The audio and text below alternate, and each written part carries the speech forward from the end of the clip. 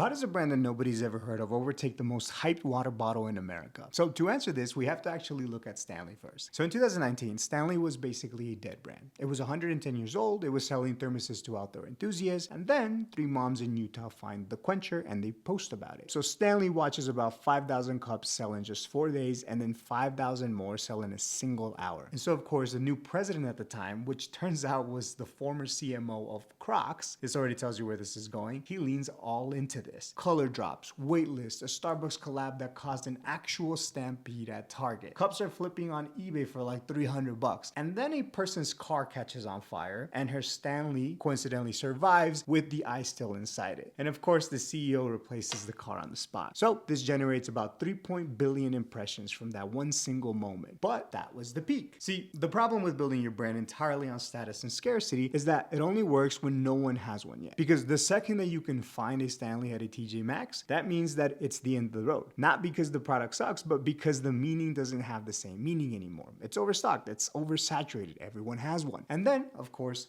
the lead story happens. You know, there were lead pellets inside the base, which turns out is significantly minimal risk, but that didn't matter because the brand that had built itself on hype was only hanging on by that thread. See, what this story did wasn't make people more health conscious. It actually gave people permission to switch to an alternative that was already catching on. And so while all this is happening, a brand that nobody has ever heard of is quietly solving the exact problem that Stanley never bothered to fix. I'll tell you what brand that was in the next video.